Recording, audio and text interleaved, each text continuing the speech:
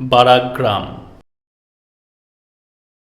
চৈনিক পরিব্রাজক yuan Cheung Hiuen Tsang 7ম শতাব্দীতে যখন বাংলাদেশের বিভিন্ন অঞ্চল পর্যটন করেছিলেন, তখন পৌন্ড্রবর্ধন, সমতট, কর্ণসুবর্ণ ও তাম্রলিপ্তিতে বৌদ্ধ ধর্মের অনেক নিদর্শন তিনি দেখতে পেয়েছিলেন।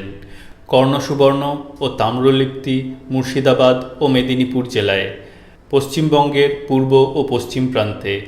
কর্ণসুবর্ণ রাজ্য তখন বহুদূর বিস্তৃত ছিল। বারাগ্রাম মুর্শিদাবাদ সীমান্তে, বীরভূম জেলার উত্তর পূর্ব প্রান্তে। শশাঙ্কের আমল থেকে পাল রাজাদের কাল পর্যন্ত বাংলার এই অঞ্চলে বৌদ্ধ প্রাধান্য অক্ষুণ্ণ ছিল। বীরভূমের বারাগ্রামে আজও তার চমকপ্রদ ঐতিহাসিক নিদর্শন রয়েছে যথেষ্ট। নলহাটি আজিমগঞ্জ শাখা রেলপথে লোহাপুর স্টেশনের পাশেই বারাগ্রাম। কেউ বলেন বালানগর থেকে বাড়া হয়েছে। এক যে ছিল রাজার কাহিনী এখানকার হাটে মাঠেও লোকমুখে শোনা যায়। 18 মহল্লায় বিভক্ত গ্রাম, কিন্তু হিন্দুর সংখ্যা খুব কম, মুসলমানের সংখ্যা বেশি। পশ্চিম বাংলায় কেন এরকম বিচ্ছিন্ন ব্যতিক্রম? কেনই বা পূর্ব বাংলার তুলনায় পশ্চিম বাংলায় ধর্মান্তরিতের সংখ্যা কম? কৌতূহলী কেউ কেউ এই ধরনের প্রশ্ন জিজ্ঞাসা করেন। এক কথায় উত্তর দেওয়া যায় না, কারণ এ প্রশ্নের উত্তর সামাজিক ইতিহাসের মধ্যে লুকিয়ে রয়েছে। পশ্চিম বাংলার সামন্ত রাজাদের যেমন মল্লভূম সুদীর্ঘ স্বায়ত্ত শাসনের ঐতিহ্য ছিল। মুসলমান শাসকরা তাদের বিশেষ বিব্রত করেননি। হিন্দু ধর্মের বুনিয়াদ কৌম ধর্মের সঙ্গে মিশে এখানে যেরকম পাকাপোক্ত হয়েছিল, পূর্ববঙ্গে সেরকম হয়নি। বৌদ্ধ ধর্মের প্রধান কেন্দ্র ছিল পূর্ব ও উত্তরবঙ্গ, এবং বৌদ্ধদের হিন্দু বিদ্বেষের জন্য ধর্মান্তরিত করাও সহজ হয়েছিল। পশ্চিমবঙ্গে বৌদ্ধ প্রাধান্য থাকলেও হিন্দুরা তাকে প্রায় আত্মসাৎ করে নিয়েছিলেন।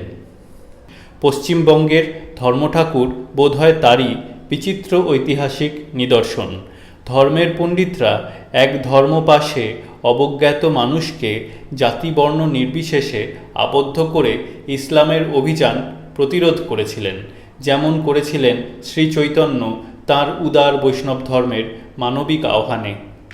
ধর্মঠাকুর ও শ্রী চৈতন্য প্রধানত পশ্চিম বাংলাকে ইসলাম মুক্ত করেছেন, কিন্তু বৌদ্ধ তান্ত্রিকরা যেখানে প্রাধান্য বজায় রেখেছেন, সেখানেই মুসলমান পীর ও সিদ্ধ পুরুষদের আস্তানা করা সহজ হয়েছে দেখা যায়। রামপুরহাট মহকুমার একাধিক অঞ্চলের ইতিহাস থেকে এই কথাই মনে হয়। আরও উল্লেখযোগ্য হল, এইসব অঞ্চলে ধর্মঠাকুরের তেমন প্রতিপত্তি নেই। বোঝা যায় প্রতিরোধের প্রাচীর কোনো দিক থেকেই শক্ত ছিল না। কথাটা আরও পরিষ্কার হবে বজ্রযানী বৌদ্ধদের হিন্দু বিদ্বেষের দৃষ্টান্ত দিলে। বজ্রযানী বৌদ্ধদের প্রচণ্ড হিন্দু বিদ্বেষ ছিল, এবং মনে হয় এই বিদ্বেষ বৌদ্ধ ধর্মের ভয়াবহ অবনতির যুগেই প্রকট হয়েছিল। এমনভাবে প্রকট হয়েছিল যে হিন্দু দেবদেবীদের বজ্রযানীরা তাঁদের দেবদেবীর বাহন ও অনুচর করতেও কুণ্ঠিত হননি। শ্রী বিনয়তোষ ভট্টাচার্য তাঁর ভারতীয় বৌদ্ধ মূর্তিতত্ত্ব ইংরেজি গ্রন্থ সাধনমালা ভূমিকা ও নিষ্পন্ন যোগাবলী ভূমিকা গ্রন্থের মধ্যে বজ্রযানীদের এই হিন্দু বিদ্বেষের অনেক দৃষ্টান্ত দিয়েছেন। তিনি বলেছেন, "The Vajrayanists displayed a great hatred towards the gods of the Hindu religion, and a large number of remarks made by a number of Vajrayana authors on the Hindu gods in the Sadhanmala fully bears us out. A large number of images were carved by followers of Vajrayana where the Hindu gods were represented in stone and in pictures as humiliated by Buddhist gods." সাধনমালা volume 2 page 130-133 একাদশ-দ্বাদশ শতাব্দীর মধ্যেই বাংলার বজ্রযানী বৌদ্ধদের এই শোচনীয় পরিণতি হয়েছিল বলে মনে হয়। তারপরেই মুসলমানদের অভিযান আরম্ভ হয় বাংলাদেশে। মুসলমান পীর ও গাজী সাহেবদের পক্ষে তাই এই বৌদ্ধদের ধর্মান্তরিত করা অনেক সহজ হয়েছিল। পশ্চিম বাংলায় এই রকম বৌদ্ধ প্রধান কেন্দ্রই কিছু কিছু মুসলমান প্রধান অঞ্চলে পরিণত হয়েছে মনে হয়। বারাগ্রাম তারই একটা উল্লেখযোগ্য নিদর্শন। বোখারা, সমরকন্দ, বোগদাদ, তেহারান থেকে বারার মুসলমানদের পূর্বপুরুষরা আসেননি। দু একজন পীর বা সিদ্ধপুরুষ আসতে পারেন, কিন্তু তাদের বংশধররাই বারার মুসলমান অধিবাসী নন। লোহাজং সাহেব বা বোগদাদের সৈয়দ শাহ গোলাম আলীর বংশধর সকলে নন। স্থানীয় অধিবাসীরাই ধর্মান্তরিত হয়েছিলেন। শোনা যায় বারায় নাকি একসময় ব্রাহ্মণের বাস ছিল যথেষ্ট, কিন্তু এখন বারা প্রায় ব্রাহ্মণশূন্য গ্রাম। প্রচুর মুসলমান পীরের সমাধি আছে বারাগ্রামে। বীরভূম ও মুর্শিদাবাদ জেলায় বারার মুসলমান সাধুদের অনেক শিষ্য আছেন। বারার বৈচিত্র্যময় ইতিহাসে এগুলি যে যুগ বিপ্লবের নিদর্শন তাতে কোনো সন্দেহ নেই। গ্রামের মধ্যে ঢুকেই প্রথমে দেখা যায় লোহাজং পীরের সমাধি এবং তার কাছে আরবি ভাষায় তোগরা অক্ষরে উৎকীর্ণ বড় একটি শিলালিপি। লোহাজং ছাড়াও আরও অনেক পীর ও সিদ্ধপুরুষের নাম শোনা যায় বারায়, যেমন সুলতান শাহ, ন্যাংটা শাহ, জামাল শাহ, মখদুম জিলানি, মখদুম হোসেনি, সৈয়দ শাহ, মেহের আলী, মহরম আলী, লাঙ্গ শাহ, দরব শাহ ইত্যাদি। এইসব মুসলমান ধর্মপ্রচারক বারাগ্রামে এসে বৌদ্ধ তান্ত্রিকদের সাহচর্যে সিদ্ধ পুরুষ ও ন্যাংটা শাহ হয়েছিলেন কিনা ভাববার বিষয়। আরবি শিলালিপি ও পীর পয়গম্বরের সমাধির অন্তরালে কিন্তু বারাগ্রামের সুদীর্ঘ সাংস্কৃতিক ঐতিহ্য ও ঐশ্বর্য সমাধিস্থ হয়ে আছে। দেখলে বিস্ময়কর মনে হয়, পাল যুগের ভাস্কর্যের এরকম প্রাচুর্য একটি গ্রামের সীমানার মধ্যে আর কোথাও দেখিনি। পদে পদে এক একটি নিদর্শনের সামনে স্তম্ভিত হয়ে দাঁড়াতে হয়। মাটির তলা থেকে অধিকাংশ নিদর্শনই গ্রামবাসীদের কোদালির মুখে উঠেছে। প্রত্নতত্ত্ববিদরা দু একবার খোঁজখবর পেয়ে গেছেন এবং ভিজিটিংয়ের নামে কেবল চোখের দেখা দেখে এসেছেন। 1920-21 সালে প্রত্নতত্ত্ব বিভাগের বাৎসরিক রিপোর্টে ব্র্যাকেটে পূর্ব বিভাগের ব্র্যাকেট ক্লোজড বারাগ্রামের মূর্তি ভাস্কর্যের ঐশ্বর্যের কথা উল্লেখ করা হয়েছে, কিন্তু আজ পর্যন্ত প্রত্নতত্ত্ব বিভাগের কেউ খোন্তা কোদাল নিয়ে খুঁড়ে দেখেননি এই গ্রামটির মাটির তলায় কি রয়েছে না রয়েছে।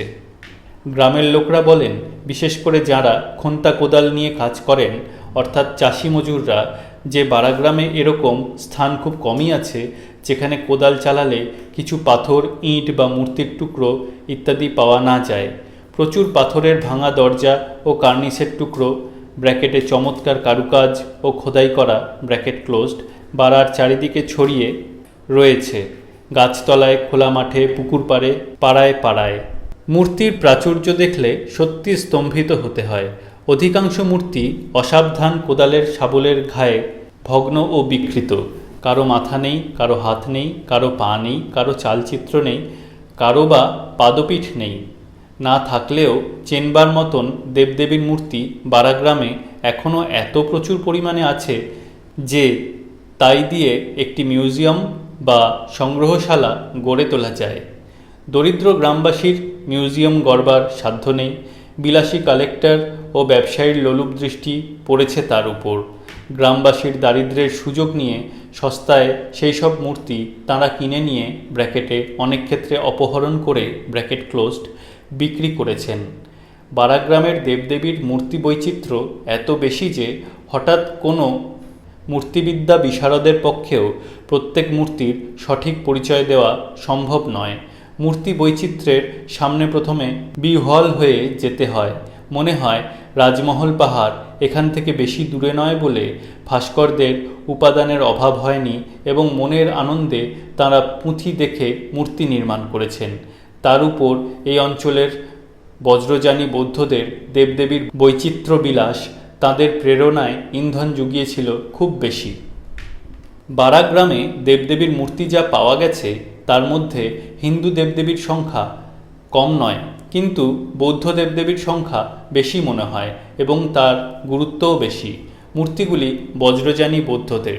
বজ্রাসনে উপবিষ্ট বুদ্ধমূর্তি একাধিক পাওয়া গেছে বারায়। বজ্রযান হল কালচক্রযান ও সহজযানের মতন বৌদ্ধ তন্ত্রযানের শাখা বিশেষ। সাধারণভাবে একে তন্ত্রযান বা বৌদ্ধতান্ত্রিক বলা যেতে পারে।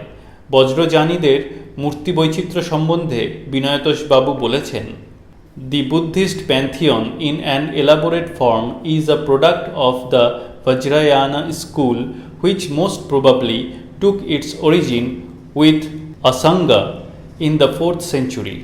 ব্র্যাকেটে নিষ্পন্নায় গাবালি ইন্ট্রো পেজ 15 ব্র্যাকেট ক্লোজড। তন্ত্রযান বজ্রযানাদির উৎপত্তি নিয়ে মতভেদ আছে অবশ্য। 7ম শতকের মাঝামাঝি ইউয়ান চুয়াং যখন নালন্দা বিশ্ববিদ্যালয়ে শিলভদ্রের কাছে যোগাচার দর্শন অধ্যয়ন করেছিলেন, তখনও সেখানে তান্ত্রিক মতের প্রতিষ্ঠা হয়েছে বলে অনেকে মনে করেন না। কিন্তু 8ম শতক থেকে নালন্দা, বিক্রমশিলা প্রভৃতি বিদ্যায়তনের বৌদ্ধ আচার্যদের হাতে যে বৌদ্ধ দর্শন নতুন রূপ নিয়ে সমস্ত পূর্ব ভারত ও তিব্বতে প্রভাব বিস্তার করল, তা এক অভিনব বৌদ্ধ দর্শন এবং তাকেই তন্ত্রযান বলা যায়। মনে হয় বীরভূমের উত্তর প্রান্তের এইসব অঞ্চলে ব্র্যাকেটে পাইকোর, বারা, ভদ্রপুর, আকালিপুর, তারাপুর ব্র্যাকেট ক্লোজড 8ম-9ম শতক থেকে তন্ত্রযানী বৌদ্ধমতের প্রসার হতে থাকে এবং 10ম, একাদশ, দ্বাদশ শতাব্দীতে তার পরিপূর্ণ বিকাশ হয়। খ্রিস্টীয় 10ম থেকে দ্বাদশ শতকের মধ্যেই অধিকাংশ বৌদ্ধতান্ত্রিক দেবদেবীর মূর্তি ব্র্যাকেটে পাইকোর ও বারাগ্রামের ব্র্যাকেট ক্লোজড নির্মিত হয়েছে বলে মনে হয়। কয়েকটি বৌদ্ধ দেবদেবীর পরিচয় থেকে তার প্রমাণ পাওয়া যাবে।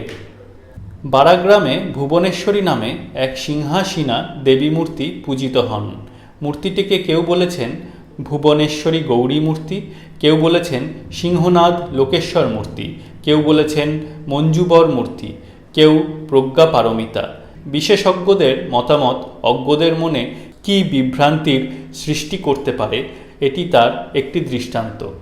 প্রত্নতত্ত্ব বিভাগের রিপোর্টে ব্র্যাকেটে পূর্ব বিভাগ 1920-21 ব্র্যাকেট ক্লোজড গ্রামবাসীরা যে ভুবনেশ্বরী এই ভুল নামে পূজা করেন তাও উল্লেখ করা হয়েছে। সিংহনাদ লোকেশ্বর অথবা মঞ্জুশ্রী মূর্তি বলে পরিচয় দেওয়া হয়েছে ব্র্যাকেটে পৃষ্ঠা 27 ব্র্যাকেট ক্লোজড এবং ডক্টর ভট্টাচার্য তাঁর বৌদ্ধ মূর্তিতত্ত্বের গ্রন্থে ব্র্যাকেটে Indian Buddhist iconography page 25 bracket closed এই পরিচয়ও ভুল বলেছেন। সাধনমালার ধ্যানের সঙ্গে মিলিয়ে তিনি এই কথিত ভুবনেশ্বরীকে বলেছেন বৌদ্ধ মঞ্জুবর। ধ্যানটি এই তপ্ত কাঞ্চনাভম পঞ্চবীর কুমারম ধর্মচক্র মুদ্রা সমাযুক্তম প্রজ্ঞাপারমিতান্বিত নীলোৎপলধারিণম সিংহস্তম ললিতাক্ষেপম সর্বালঙ্কারভূষিতম ও মঞ্জুবর হুম। ধ্যানের সঙ্গে ভুবনেশ্বরী মূর্তির মিল আছে। ধর্মচক্র মুদ্রা, নীলোৎপলের উপর প্রজ্ঞাপারমিতা, সিংহাসীনা, ললিত ভঙ্গি ইত্যাদি বৈশিষ্ট্য ঠিকই আছে, কিন্তু মূর্তিটি দেবমূর্তি নয়, দেবী মূর্তি। বিনয়তোষবাবু বলেছেন, I am not sure as to the sex of the figure. It is a female figure. We will have no other alternative than to identify the image as the Proggaparamita. ব্র্যাকেটে ibid page 25 FN bracket closed. তাই যদি হয় তাহলে নিঃসন্দেহে বলা যায় যে বারাগ্রামের ভুবনেশ্বরী হলেন বৌদ্ধ প্রজ্ঞাপারমিতা। এ মূর্তি খুব বেশি নেই বাংলাদেশে। বারাগ্রামে আরও একটি বিচিত্র দেবী মূর্তি আছে। দুঃখের বিষয় মূর্তিটির কোনো হাতই অটুট নেই, সব ভাঙা। সুতরাং কোন হাতে কি ছিল জানার উপায় নেই। চতুর্মুখ দেবী মূর্তি, 3টি মুখ সামনে, একটি পিছনে, পদ্মের উপর বজ্রাসনে উপবিষ্ট। মাথার মুকুটটির চৈত্যের মতন গড়ন। এই লক্ষণগুলি দেখে মনে হয় মূর্তিটি কোনো বৌদ্ধ দেবী মূর্তি। কেউ এই মূর্তিটির কোনো পরিচয় দেননি।